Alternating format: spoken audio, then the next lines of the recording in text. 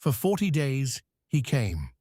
Morning and evening, a giant strode out from the Philistine line and roared the same challenge across the valley. "Send me a man, that we may fight." And for 40 days, the entire army of Israel trembled, and no one moved. This is the story of the day someone finally answered, and it was the last person anyone expected. David and Goliath, the shepherd who defied a giant.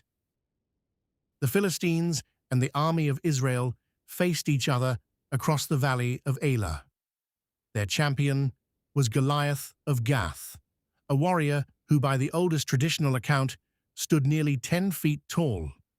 His armour alone weighed about 125 pounds. Saul, Israel's king, heard the challenge, but he and all his soldiers were terrified. Far from the battle line, David, the youngest son of Jesse, had been tending his father's sheep at Bethlehem, going back and forth from the king's service. He was too young for war. His 3 eldest brothers had marched off to fight. David's task was simpler: carry bread and grain to them, and bring back word that they still lived.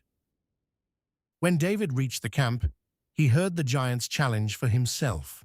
While the soldiers whispered of fear, David asked a different question, one recorded in his own words. "Who is this uncircumcised Philistine, that he should defy the armies of the living God?" David volunteered. The king was astonished. "You are only a youth." But David told of lions and bears he had killed defending his flock. Saul relented and offered his own royal armor. David put it on, and then he took it off. He could not move in it. He would not fight as someone he was not. Instead, David went to a stream and chose 5 smooth stones. The text tells us he took 5, though it never tells us why. With only his staff, his sling, and those stones, he walked out to face the giant. Goliath looked at the boy and was insulted. "Am I a dog, that you come at me with sticks?" He cursed David and promised to feed his flesh to the birds. But David answered with words that have echoed for 3,000 years. "You come to me with a sword and a spear, but I come to you in the name of the Lord.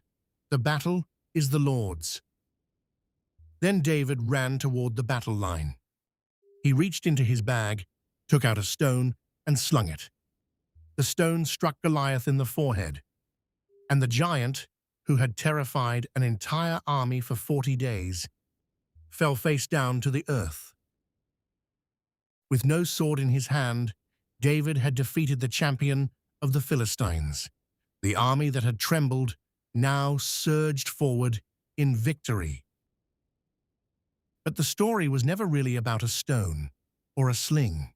It was about a boy who believed that courage and faith could stand taller than any giant. The world remembers David and Goliath for a simple reason.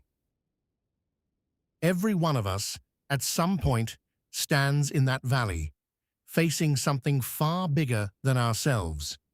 The question the story asks is the same one it asked 3,000 years ago. When your giant comes, what will you trust in? If this story moved you, the next chapter of the scroll is waiting. Subscribe, and we'll keep unrolling it.